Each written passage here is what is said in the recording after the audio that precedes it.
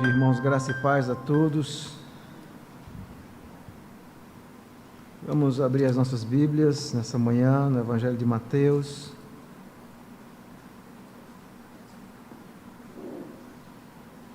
Capítulo 28.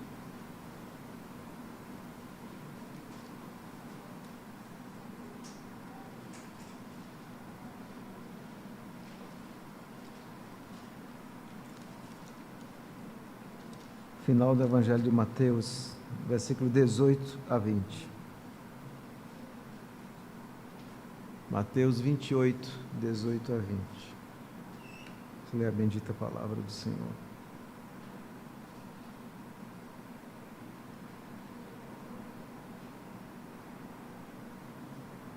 A palavra de Deus nos diz: Jesus, aproximando-se, falou-lhes, dizendo: toda a autoridade me foi dada no céu e na terra. Ide, portanto, fazei discípulos de todas as nações, batizando-os em nome do Pai, e do Filho e do Espírito Santo, ensinando-os a guardar todas as coisas que vos tenho ordenado. E eis que estou convosco todos os dias, até a consumação do século. Amém. Vamos orar ao Senhor. Bendito Deus, louvamos o teu nome por esse momento, quando o teu povo está reunido para te adorar. E a tua presença faz toda a diferença nesse local. E agora, diante do Senhor, diante da tua presença, nós abrimos a tua palavra, rogando a iluminação do teu Espírito, que Ele nos conduza em todas as coisas nessa manhã. Essa é a nossa oração, em nome de Jesus. Amém. Queridos irmãos, uma das coisas muito importantes na nossa vida é nós termos propósitos. Geralmente, quando nós não temos um propósito na vida, nós agimos de uma forma desconexa, nós agimos à própria sorte e geralmente não chegamos em lugar algum. É muito importante nós termos propósitos, objetivos, planejamentos. E um cristão não é diferente de outras pessoas. Mas existe uma grande diferença de um cristão para alguém que não é cristão, para alguém que não conhece a Cristo. Até mesmo quando nós pensamos em propósitos, em alvos, objetivos na vida, o cristão tem uma grande diferença. E qual é essa diferença? É que o cristão é a única pessoa cujo propósito na vida não tem a ver com ele mesmo. O cristão é a única pessoa cujo propósito principal na sua vida não tem a ver com você. As pessoas têm muitos propósitos, mas o nosso principal não tem a ver conosco. E qual é o nosso grande propósito? Obviamente, o nosso grande propósito na vida é conhecer Jesus e torná-lo conhecido para outras pessoas. Esse é o objetivo. O objetivo tem a ver com conhecer Jesus, amar Jesus, se relacionar com Jesus. E aí a nossa vida então vai encontrar um significado e nós então queremos tornar esse Jesus conhecido para outras pessoas. E nesse texto nós vemos Jesus falando exatamente desse propósito principal para aqueles apóstolos e discípulos. O grande propósito deles seria fazer discípulos de outras nações, batizando-as. É importante nós entendermos isso. Homens que deixaram suas vidas, homens que alguns deles haviam deixado a sua família, e agora eles tinham uma missão difícil, que era anunciar o Evangelho de Jesus e formar discípulos de todas as nações. E a respeito desse propósito que Jesus incumbe os seus apóstolos e também a nós, a mim, a você, a igreja, nós levamos avante essa missão. Nós como igreja, como crentes individuais, essa missão de tornar Jesus conhecido, não apenas conhecê-lo, mas torná-lo conhecido do mundo, essa é a nossa grande missão. E é exatamente isso que nós vamos meditar nessa manhã, a respeito dessa nossa gloriosa missão. Mas antes de adentrar no texto específico, esse texto está no Evangelho de Mateus, na parte final do Evangelho. O Evangelho de Mateus, eu estou pregando ainda o Evangelho de Mateus, tivemos uma pausa, mas no próximo domingo estaremos retornando ao Evangelho de Mateus. Nós temos visto que Mateus foi um dos apóstolos do Senhor Jesus Cristo, era um coletor um homem pecador, que foi alcançado pela graça de Deus, e mais do que alguém que observa aquilo que Jesus fez, que acompanha, ele é alguém que escreve também o Evangelho de acordo com Mateus, de acordo com a perspectiva, com os propósitos dele. E nesse Evangelho de Mateus ele tem uma grande preocupação em mostrar a singularidade de Jesus.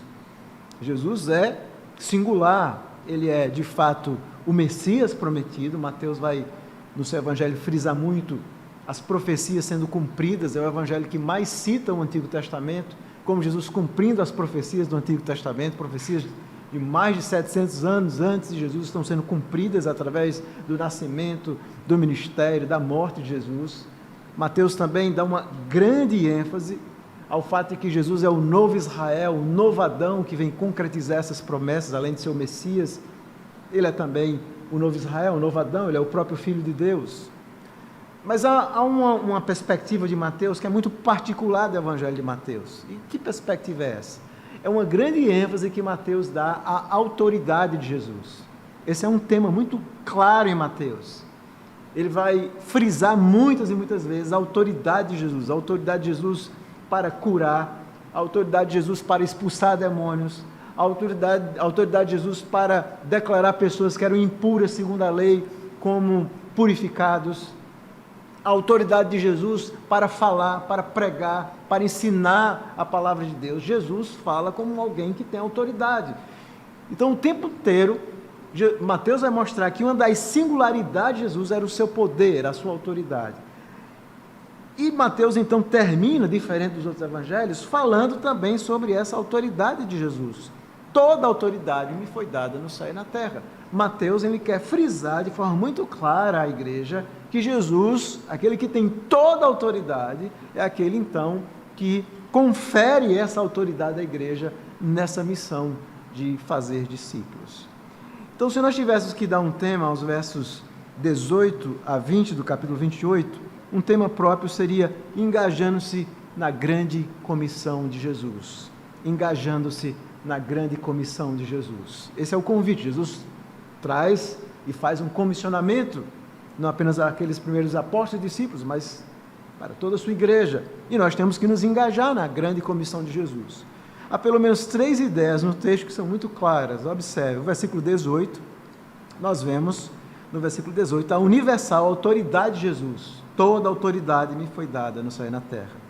No versículo 19, nós vamos ver então a comissão para discipular o mundo. Quando Jesus diz, ide, portanto, fazer discípulos de todas as nações, todas, batizando-as. Essa é a comissão para discipular o mundo, esse é o alvo da igreja. Em último lugar, no versículo 20, a contínua presença de Jesus com a igreja. Eis que estou convosco todos os dias até a consumação do século. Jesus promete que estará com a igreja durante todo esse período. Repetindo, engajando-se na grande comissão de Jesus. Versículo 18, a universal autoridade. Versículo 19, a comissão para discipular o mundo. E versículo 20, a contínua presença de Jesus com a igreja. Vamos ver em primeiro lugar o versículo 18, quando Mateus diz, Jesus aproximando-se falou-lhes dizendo. É interessante que esse texto é um texto onde Jesus já havia ressuscitado. Jesus havia morrido, Jesus havia ressuscitado. Os discípulos testemunharam algo maravilhoso, ver Jesus ressuscitado, como João escreve no seu evangelho, as nossas mãos apalparam, tocaram no verbo da vida. Eles estão experimentando algo inusitado. Jesus havia ressuscitado, ele estava vivo, ele subiria aos céus, mas antes de subir aos céus, Jesus então encarrega os discípulos dessa gloriosa missão. Mas antes de Jesus então encarregar os discípulos dessa gloriosa missão, de levar adiante a mensagem do Evangelho, desse novo Israel, dessa igreja da nova aliança, Jesus, em primeiro lugar, ele mostra a sua autoridade cósmica. Observe que Jesus está dizendo aos discípulos, toda autoridade me foi dada no céu e na terra. A ideia de autoridade é uma coisa que nós conhecemos bem, tem a ver a ideia de poder, de domínio. Os judeus sabiam disso, existia o Sinédrio na época deles, que era uma espécie de grupo que exercia um certo domínio. Obviamente Israel nessa época estava debaixo do jugo de Roma, existia obviamente um prefeito romano como Pilatos, que tinha uma autoridade romana, existia o imperador de Roma, que estava lá em Roma, que tinha todo o poder, a grande força, o grande poder na época era Roma. Obviamente os judeus também acreditavam de poderes, não apenas no céu, mas poderes invisíveis, como o diabo, Satanás. A ideia de poder não era uma coisa estranha, mas Jesus está dizendo, toda a autoridade me foi dada no céu e na terra. Aqui Jesus está dizendo que o poder dele está acima de todo e qualquer poder. A igreja nunca deve esquecer isso. Porque às vezes nós nos vemos diante do mundo de governantes, de temores, de situações, onde nós nos amedrontamos. E Jesus quer deixar bem claro à igreja que todo o poder está sobre ele, não apenas sobre a terra. O poder que domina não é Roma. Nenhuma autoridade teria se não fosse dada. O próprio Jesus diz isso. Jesus tem autoridade sobre todas as coisas. Ele está acima das forças satânicas, ele está acima dos impérios, das nações, dos governantes do mundo. Ele tem toda a autoridade no poder e na terra. Então, quando nós olhamos para a igreja e vemos a igreja, aos olhos do mundo, um grupo tão frágil, tão fraco, muitas vezes até perseguido, nós perguntamos, de onde vem o poder da igreja? Bom, o poder da igreja vem de Cristo. E qual o limite desse poder? É um poder ilimitado. É um poder limitado. Às vezes eu comparo a igreja como aqueles super-heróis, aqueles filmes de super-herói que eles vão aos poucos descobrindo o seu poder. Eles não sabem o poder que têm. Eles recebem algum poder e eles vão descobrindo. A igreja precisa descobrir esse poder. Ela precisa recuperar a compreensão de um Deus grande. E essa ideia de um Deus grande tira do nosso coração esse temor com as circunstâncias da vida, com a eleição que vai vir no próximo ano, com os poderes políticos. Nós muitas vezes estamos atemorizados. Mas nós temos e servimos a um Jesus que tem todo o poder, todo o poder. Jesus está dizendo aos discípulos, toda a autoridade, toda, ilimitada. E nada vai acontecer com o seu povo, com a sua igreja, que esteja fora dos desígnios de Deus. Se nos desígnios de Deus a igreja tiver que ser perseguida, ela será perseguida. Se nos desígnios de Deus a igreja não tiver que ser perseguida, ela não será perseguida. Porque toda autoridade pertence a Jesus. Ou nós temos essa compreensão de um Deus grande, ou nós jamais conseguiremos realizar a missão de pregar o Evangelho. Porque quando nós vamos falar para as pessoas, apenas um Deus grande nos dá coragem de anunciar para pessoas. Como é que nós vamos anunciar o Evangelho em pleno século XXI, um mundo pós-moderno, onde as pessoas nem mesmo acreditam em verdades absolutas? Um mundo tão mau, um mundo que está apodrecendo, e nós ficamos às vezes atemorizados. Será que alguém ainda vai ouvir? E a resposta é, toda autoridade pertence a Jesus.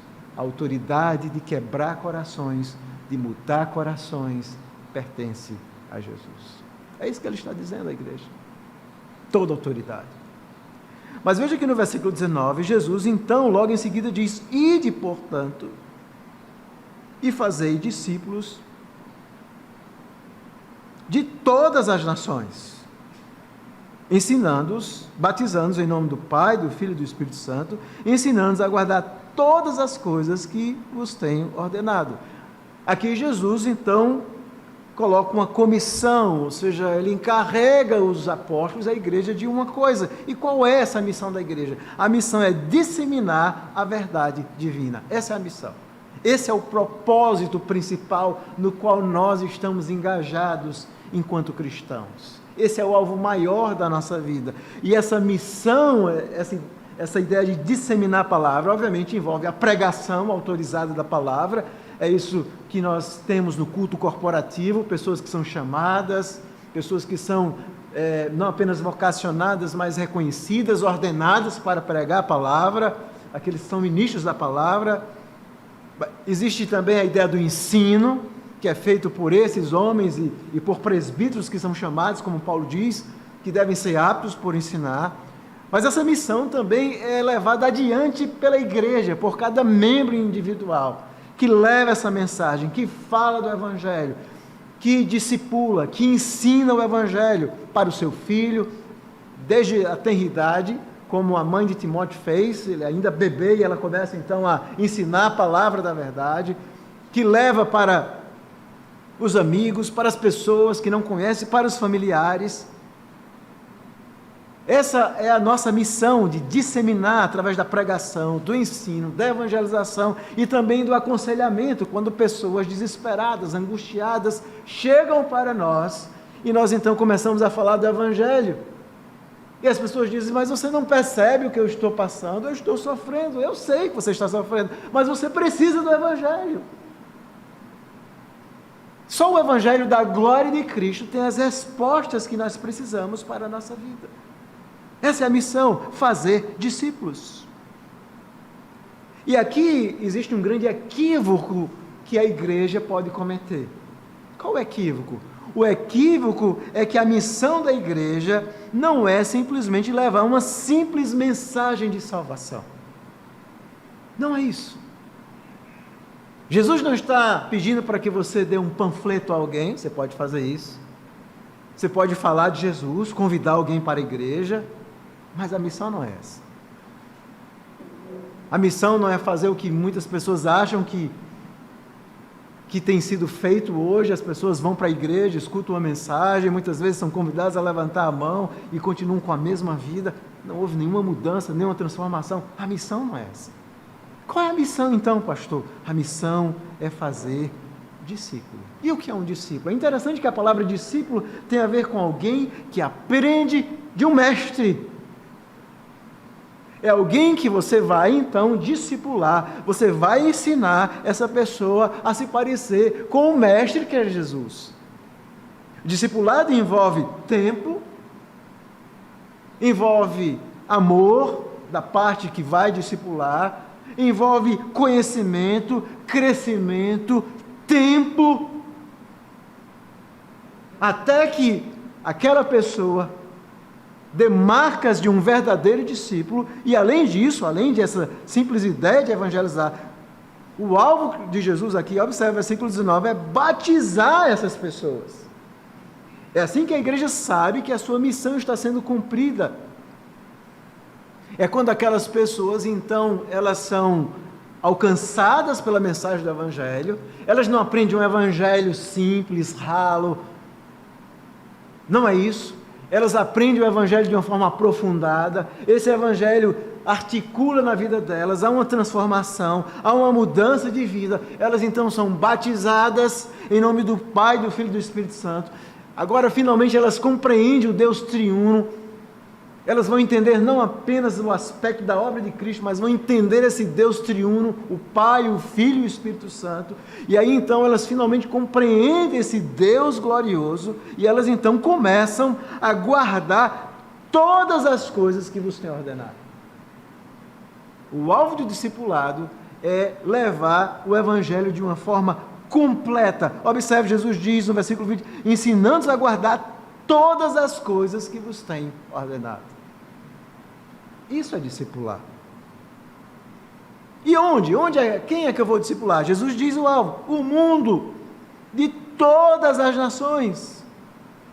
Qual é o modelo da igreja? O modelo da igreja é fazer discípulos. O alvo da igreja não é ver apenas muitas pessoas, é comum muitas pessoas chegarem na igreja, mas o alvo da igreja é ver se aquelas pessoas que estão entrando são discípulos. Se elas não se tornarem discípulos de Jesus, a igreja está perdendo o seu alvo. Talvez sejam poucos, talvez não sejam muitos, mas o alvo da igreja é formar discípulos. E como? Batizando-os em nome do Pai, do Filho e do Espírito Santo, mas mais do que isso, ensinando-os de forma profunda o Evangelho. Que Evangelho eu vou ensinar? O que é que eu vou ensinar a esses discípulos? Tudo o que Jesus tem ensinado. Toda a palavra de Deus. Um Evangelho ralo nunca vai formar verdadeiros discípulos. Esse é o grande problema em nossos dias. Nós vemos pessoas que até articulam a fé cristã, elas querem conhecer Jesus, mas elas querem apenas aprender as coisas superficiais. Jesus disse: não, essa não é a missão da igreja. Isso traz um grande desafio, porque muitos de nós não podemos formar discípulos porque nós não conhecemos o Evangelho. Como você vai formar um discípulo se você não conhece a verdade? Como você vai ensinar essa pessoa a guardar tudo? Como é que você vai ensinar isso ao seu filho? Como é que você vai ensinar isso a um amigo seu? Alguém que está interessado em conhecer o Evangelho? Eu quero conhecer o Evangelho. E você pensa: bom, ele quer conhecer, deixa eu levar ele na igreja. Talvez ele conheça o Evangelho. Às vezes nós pensamos que a nossa missão é essa. Essa não é a missão da igreja.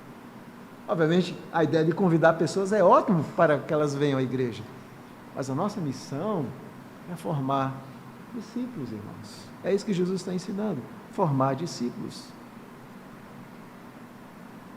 Discípulos que são batizados, que conhecem esse Deus completo. E é por isso que a mensagem da igreja é uma mensagem holística. A palavra holística significa completa. Nós temos que levar o evangelho da mente, mas o evangelho do coração. É o evangelho onde nós ensinamos sobre Deus de forma aprofundada, mas as pessoas aprendem a orar. É o evangelho onde nós ensinamos a obra de Cristo em toda a sua beleza, glória e majestade, e as pessoas então aprendem a amar Jesus e a levar esse evangelho para outras pessoas. Essa é a nossa missão. O evangelho holístico, completo. O evangelho transcultural. O evangelho que alcança todas as pessoas, independente da sua cor, da sua posição social. Essa é a missão da igreja. A igreja é exatamente esse poder de Deus que faz com que as pessoas mais distintas, quer sejam de faixa etária, quer seja de posição social, quer seja de cor, todas essas divisões que a sociedade enfatizam tanto, tudo isso é quebrado pelo poder do evangelho. Esse é o evangelho transcultural. Essa é a nossa missão, pregar o evangelho para todos, falar da graça de Deus para todos, mas esse é o evangelho também contracultural. É o evangelho que vai mostrar os erros da cultura, os padrões equivocados, como a nossa cultura está cada dia se afastando de Deus, desenvolvendo valores e coisas que são contrárias à palavra do Senhor. Então a igreja não tem medo de, muitas vezes, se lançar contra a cultura, de ir contra a maré. Nós ensinamos isso com coragem. É o evangelho que vai contra a cultura. Mas o evangelho também, ele é supracultural. Ele tem valores além da nossa cultura. Obviamente o evangelho, quando nós vamos ler a Bíblia se deu dentro de uma cultura. Mas um argumento que é muito comum as pessoas dizerem é o seguinte: bom, isso era outros tempos, era naquela época de Paulo, agora nós vivemos em outro tempo, estamos no século 21, as coisas mudaram. Mas Deus não mudou, o evangelho não mudou. Se Deus precisasse, se o evangelho estivesse totalmente atrelado apenas à cultura, Deus precisava escrever uma Bíblia para cada nova geração. Vocês entendem? As verdades da palavra de Deus sobre casamento, sobre o homem, sobre a mulher, sobre criação de filhos, isso não está condicionado a culturas, irmãos, isso é supracultural, está acima das culturas, porque são valores divinos. Essa mensagem que nós temos que pregar, ainda que os homens não gostem, ainda que a sociedade não goste.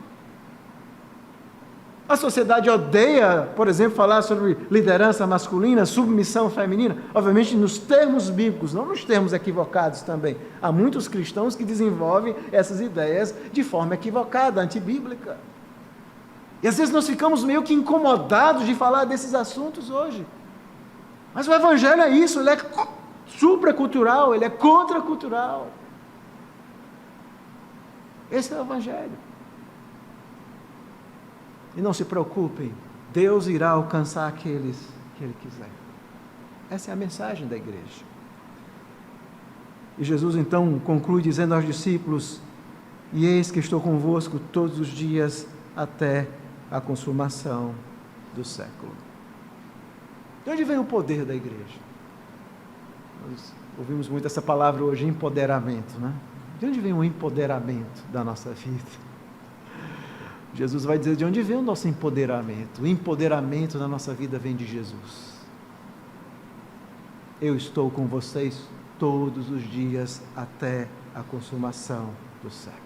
Eu estou com vocês. Se você faz parte da igreja de Jesus, é daí que vem o seu poder, dessa nossa união com Cristo.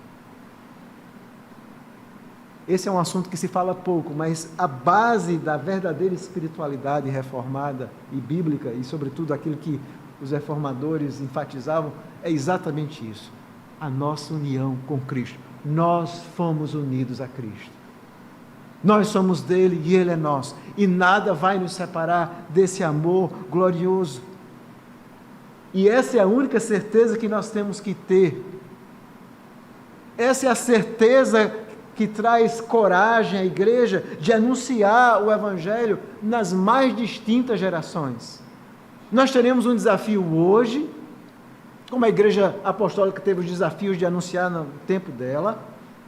No futuro, os nossos filhos e netos terão outros desafios, mas a certeza que nós temos é que o Senhor Jesus está com o seu povo sempre, todos os dias, até a consumação dos séculos. Essa é a certeza. O nosso profeta, sacerdote e rei estará conosco, sempre. E quando consumar os séculos, ele vai deixar de estar conosco? Obviamente não, nós estaremos com ele para sempre na glória. Mas enquanto nós estivermos aqui, nós temos que estar envolvidos nessa gloriosa missão. E que missão é essa? Formar discípulos. E uma das coisas que eu tenho aprendido como pastor é que existe uma grande diferença entre um discípulo e um membro comum. Há muitas pessoas que frequentam a igreja, e hoje em dia, infelizmente, as pessoas estão em igreja, estão em outra, não conhecem a palavra de Deus, têm um conhecimento ralo, superficial do Evangelho, não são pastoreadas, muitas acham que pode ir quando quiser, elas estão vivendo completamente alheias ao Evangelho. E existe uma diferença entre um discípulo. Existe uma diferença. É por isso que nós não temos muitos discípulos hoje. Porque muitos crentes parecem que não são verdadeiros discípulos. E se nós não temos verdadeiros discípulos na igreja, a igreja não vai poder formar outros discípulos. Não é uma lógica clara. Se não existem muitos discípulos dentro da igreja, a igreja não vai conseguir ter muitos outros discípulos. E qual a diferença? A diferença entre um crente nominal ou comum, ele vai à igreja quando ele pode, quando ele quer. Um discípulo vai para adorar o seu Salvador, porque ele sabe que não pode ficar um domingo sem adorar Cristo. Um crente nominal, ele preocupa-se sempre, ele está muito preocupado na vida do que as pessoas pensam dele. Às vezes ele até vai para a igreja pensando nisso.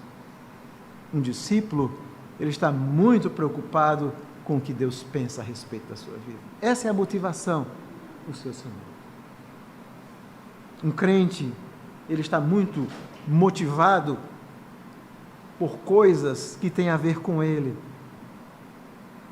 O discípulo está motivado com coisas que têm a ver com Cristo e com ele. Um crente nominal, ele lê a Bíblia para aprender, ter mais conhecimento na sua mente. Um discípulo, ele quer aprender para amar aquelas verdades e levar essas verdades de forma aprofundada para outras pessoas. Um discípulo, alguém que não é discípulo, muitas vezes faz as coisas na igreja para aparecer.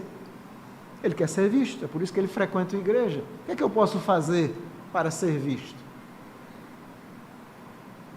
Para que as pessoas olhem para mim. Esse é o Evangelho dos nossos dias. É um Evangelho totalmente antropocêntrico. As pessoas muitas vezes vão para a igreja simplesmente para ouvir um pastor. Veja, se a sua motivação de ir para a igreja é ouvir um pastor, você até hoje não entendeu o Evangelho. Um discípulo, ele não vai para a igreja por isso. Ele não faz nada para aparecer. Ele quer que Cristo cresça e que ele diminua. Você entende? Esse é o alvo da nossa vida. É o que João Batista disse, que ele cresça e que eu diminua. Esse é o alvo da nossa vida. Ver Jesus crescendo na nossa vida. nas nossas motivações, as nossas motivações sejam sendo dominadas por Cristo. Um crente nominal, ele é sempre inconstante. A sua fé é inconstante, a sua vida é inconstante, mas um discípulo verdadeiro, ele é amadurecido. A sua confiança, a sua persistência no Senhor, ela é diária, ela é constante. Ele pode até chorar no seu coração, mas ele luta consigo mesmo, com as suas emoções, para que ele jamais se afaste de Deus. Um crente nominal, ele fere e pede perdão. Um discípulo, ele teme e pede perdão só quando ele pensa em ferir alguém. É uma grande diferença. Um crente nominal, ele quer agradar a todos, ele vive para que os outros olhem para ele. Essa é a nossa geração, irmãos. É isso que os nossos filhos, adolescentes, jovens estão fazendo. Eles vivem para ter alguma coisa para que os outros olhem. Talvez o cabelo, uma roupa, uma calça rasgada, um estilo de vida, uma moda. É isso que eles pensam. Como é que os outros vão olhar para mim? A essência do discipulado é como Deus me enxerga. Como eu vivo para Deus. Como Deus está enxergando a minha vida. É isso que nós temos que ensinar, inclusive aos nossos filhos. Um crente nominal, ela faz questão de mostrar aos outros as falhas dos outros. Um discípulo, ele encobre as transgressões. Ele não tem prazer em ver as falhas dos outros. Ele não tem prazer em comentar as falhas dos outros. Ele tem prazer em orar para que aquele seu irmão esteja melhor a cada dia. Um crente nominal, ele se alegra com a queda dos inimigos. Um crente verdadeiro, ele ora para que Deus tenha misericórdia, para que ele se arrependa. Vocês percebem, existem grandes diferenças entre um crente verdadeiro e um discípulo. Um crente nominal, aliás, um discípulo. Uma grande diferença. E nós temos que redescobrir exatamente esse discipulado. E qual o discípulo que nós precisamos hoje na igreja, nessa igreja? Qual o discípulo que nós precisamos ser? Bom, nós precisamos de discípulos que negam-se a si mesmos e seguem Jesus com lealdade singular. É desse tipo de pessoas que nós precisamos, daqueles que ouviram de Jesus: negue-se a si mesmo, tome a sua cruz e siga-me. Até onde eu estou disposto a ir por Jesus? Eu estou disposto a morrer por Ele. Se eu tiver que deixar alguma coisa na minha vida, se eu tiver que quebrar alguma amizade que tem sido perniciosa para mim, se eu tiver que mudar o meu estilo de vida, por amor a Jesus, eu estou disposto a morrer por Ele. Quanto mais deixar esses ídolos. É esse tipo de discípulos que nós precisamos, de uma lealdade absoluta a Jesus. Nós precisamos de discípulos que odeiem o pecado e amem a santidade. Nós precisamos de discípulos que amem a Jesus e a sua igreja, apesar das suas imperfeições. Pessoas que amem a noiva do Cordeiro. Discípulos que queiram congregar. Discípulos que entendem que a congregação não é uma opção, é o nosso dever. Nós precisamos de discípulos que amem a grande comissão e tenham compaixão pelos perdidos.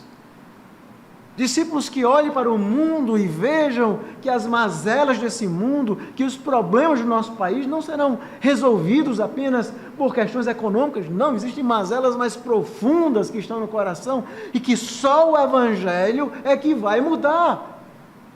E ninguém vai conhecer esse Evangelho se nós nos calarmos, irmãos. Nós temos que pregar. Esse é o nosso alvo, essa é a nossa motivação, é o avanço do Evangelho. Nós precisamos de discípulos verdadeiros que tenham medo de escandalizar o Evangelho. Jesus disse: ai daquele que escandalizar o meu nome. Era melhor amarrar uma pedra de moinho e se lançasse no mar. Mas veja, muitas pessoas crentes, eles não têm medo de escandalizar o Evangelho com a sua vida, com o seu pecado, muitas vezes vivendo uma vida na igreja, mas uma vida escondida por fora. Como se Deus não enxergasse. Deus vê tudo. Não esqueçam, vocês, crianças que estão ouvindo também, adolescentes, Deus vê tudo. Certa vez uma mãe pediu, tinha 2 filhas, quase na mesma idade, pediu que elas levassem para a avó, que morava quase do outro lado da rua, uns biscoitos. A mãe tinha feito uns biscoitos e chamou as meninas: olha, vão levar para a avó de vocês. Não comam nada, nem um biscoito. Entreguem o biscoito completo. E as 2 iam no caminho e aquele biscoito cheirando, quentinho, havia saído. Uma olhou para a outra, abriu assim, aqueles biscoitos.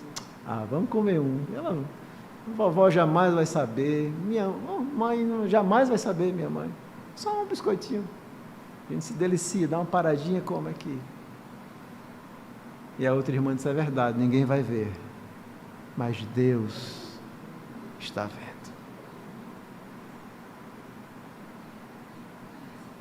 O Deus que vê todas as coisas, enxerga tudo. Nós precisamos de discípulos que tenham essa compreensão. O Senhor está vendo.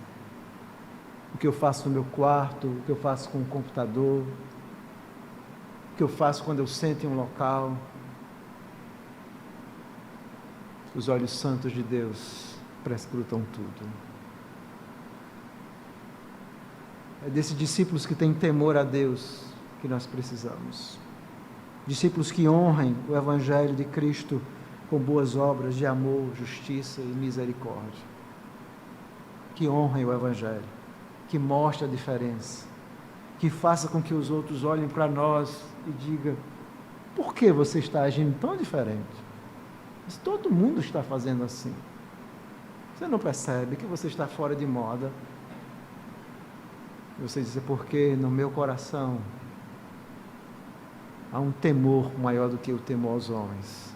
É o temor ao Senhor. É o temor ao Senhor. É disso que nós precisamos. Discípulos que vivam pela fé no Evangelho. Discípulos que se alegrem no poder da graça. Discípulos que sabem que as exigências do Evangelho, por mais que nós nos esforcemos, nós jamais alcançaremos de forma completa, mas são discípulos que lembram da regeneração, da justificação, da santificação, desses dons graciosos que Deus nos dá, e eles então vivem para a glória de Deus. Eles sabem que Deus nos deu um preço muito alto para nos resgatar. Ele nos deu o seu próprio Filho, você agora quer viver por Ele. Discípulos que olham a lei, discípulos são aqueles que olham a lei como sendo a graça da lei de Deus. Discípulos que olham a palavra de Deus, os mandamentos, e não dizem: mas eu tenho que fazer isso. Ufa, como é difícil ser um crente. Os discípulos dizem: meu Deus, obrigado por esse mandamento. Como Deus é gracioso em me dar esse mandamento. Se não fosse por esse mandamento, eu seguiria o meu tolo coração. Você percebe a diferença de um discípulo para alguém que se diz crente? Discípulos que enxergam graça na lei, que se alegram na obediência. Discípulos que se gloriam tão somente na cruz de Cristo e abandonam todo o seu orgulho, a sua autorrealização. Discípulos que estão alegres, mais alegres em ver a glória do Evangelho através de suas vidas do que as suas realizações pessoais. Esse é um discípulo de Jesus. Discípulos têm alma peregrina, sabem que estão aqui, mas algo glorioso os aguarda. São esses discípulos que causam impressão no mundo, irmãos, e tão somente esses. Eu ouvi uma história há um tempo atrás a respeito de um pai que, juntamente com seu filho, foram tentar encontrar o irmão. Ele tinha um irmão de infância, esse irmão deixou casa, abandonou tudo, foi morar em outra cidade. E esse pai então pegou seu filho e disse: eu vou atrás do meu irmão. Ele havia quebrado o relacionamento com a família, mas aquele irmão queria saber: eu quero saber como é que ele está. E eles foram para a cidade, começaram a procurar, e de repente ele viu um homem andando na praça, Ele disse: é ali, o seu tio é aquele ali. E o filho disse: mas como é que o senhor sabe? Faz tanto tempo, ele já deve estar totalmente diferente. Ele anda igual ao meu pai. É ele. O andar é ele. Assim deve ser também na nossa vida cristã. Como é que alguém sabe que você é discípulo de Jesus Cristo? Como é que alguém vai identificar você como discípulo de Jesus? Você não precisa dizer isso. Você não precisa ter uma plaquinha. As pessoas vão olhar para a sua vida e vão dizer assim: aquela pessoa se parece muito com Jesus Cristo. Certa vez um missionário chegou a uma tribo e começou a pregar a respeito de Jesus e falar do amor, da compaixão de Jesus, da misericórdia de Jesus. E aqueles ouvintes disseram: não, mas Jesus já esteve aqui. O missionário: como é? Acho que eu estou entendendo errado. Você perguntou ao tradutor, ele disse: não, ele já esteve aqui. Não, mas Jesus morreu. Não, mas ele esteve aqui. E aquele missionário então começou a entender o que eles estavam querendo dizer. Ele descobriu que há 5 anos atrás tinha passado um missionário que tinha morado naquela tribo. E ele tinha demonstrado tanta compaixão, tanto amor pelas pessoas. E quando aquele outro missionário começou a falar de Jesus, ele disse assim: ele já esteve aqui. Ele se pareceu com Jesus. Esse é o alvo da nossa vida. E hoje, quando nós vamos participar da ceia do Senhor, a ceia é um convite à reflexão, ao exame. A ceia é isso. Será que nós temos sido realmente discípulos? Será que nós temos realizado essa gloriosa comissão de anunciar o Evangelho de Jesus, não apenas em palavras, mas através das nossas vidas? Até que ponto eu e você estamos engajados nisso? Será que existem coisas maiores do que nós mesmos em nossa vida? Será que nós somos o ponto da nossa própria existência? Ou será que nós estamos realmente conhecendo a Jesus e tornando conhecido para outras pessoas? Esse é o nosso grande propósito. Saia daqui nessa manhã lembrando disso.